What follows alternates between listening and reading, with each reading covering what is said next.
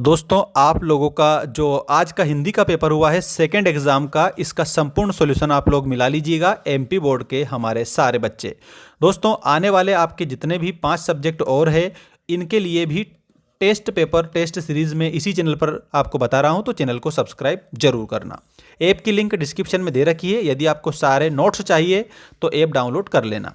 देखिएगा यहाँ पर आप सभी बच्चे सही जोड़ी बनाइए का पहला क्वेश्चन, उत्साह कविता। उत्साह जो है इसमें आपको सूर्यकांत त्रिपाठी निराला से मिलाना था। इसके बाद में अतिशयोक्ति अलंकार, तो लोक सीमा का उल्लंघन। उस्ताद बिस्मिल्लाह खान, इसके आगे भारत रत्न से मिलाना था आपको। एक कहानी ये भी मैं आपको मन्नू भंडारी बताना था। अंधे की लाठी, इसमें एकमात्र सहारा। और रेलगाड़ी में बैठे बैठे हिरोशिमा कविता लिखी थी। दोस्तों जो मैंने बताया था ना, उसमें से 100% आया हुआ है। मैंने प्लेलिस्ट हिंदी की बना रखी है, आप जाकर मैच कर सकते हो सभी बच्चे। ठीक है, अगला जो क्वेश्चन है वो देखिएगा यहाँ पर, सत्य असत्य लिखिएगा। यह दंतुरित मुस्कान के लेखक नागार्जुन हैं, इसमें आपको सही आंसर करना था। शब्द शक्ति 5 प्रकार की होती है, तो इसमें आपको असत्य आंसर करना था, क्योंकि शब्द शक्ति 3 प्रकार की होती है, 5 प्रकार की नहीं होती है। नौबत खाने में इबादत पाठ में मन्नू भंडारी का वर्णन है, तो मन्नू भंडारी का वर्णन इसमें नहीं है, इसमें असत्य लिखना है। अनेक शब्दों के समूह को वाक्यांश कहा जाता है, इसमें भी आपको असत्य के रूप में आंसर बताना था, क्योंकि वाक्यांश नहीं, उसको सिर्फ वाक्य कहा जाता है। ठीक, रस काव्य की आत्मा है, ये बिल्कुल आपको सही बताना था।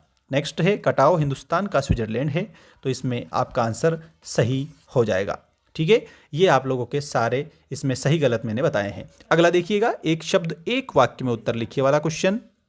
संगतकार किसकी रचना है, तो इसमें आपको मंगलेश डबराल आंसर करना था। ठीक है, ये मंगलेश डबराल की रचना है। और शब्द गुण के कितने प्रकार हैं?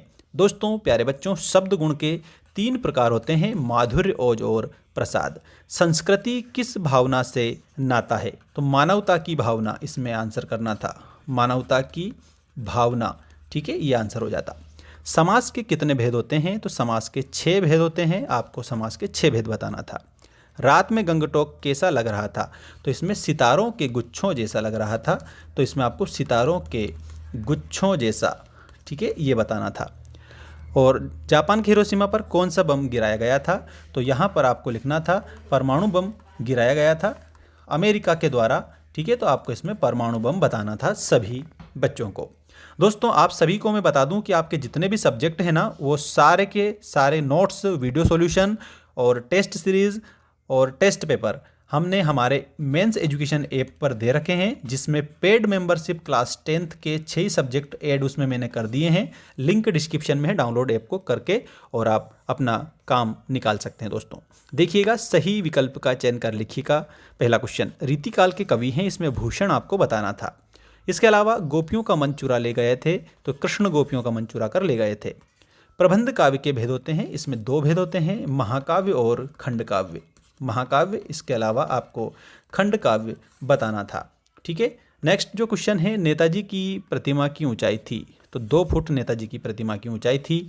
विद्यालय शब्द में कौन सी संधि है, तो विद्यालय, विद्या प्लस आले, दीर्घ स्वर संधि इसमें आपकी बनती। ठीक है, विद्या प्लस आले आप लोगों का इसमें बनता है, तो दीर्घ स्वर संधि इसमें आपकी होती दोस्तों।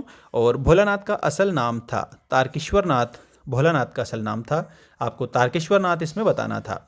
अब देखिएगा, आपकी रिक्त स्थानों की पूर्ति में क्या लिखना है, मतलब लिखना था दोस्तों। और जो मैंने बताया था ना वही आया हुआ है, कोई दिक्कत नहीं है। आने वाले पेपर के लिए भी मैं मोस्ट इंपॉर्टेंट चीज़ें यहाँ पर बताऊँगा।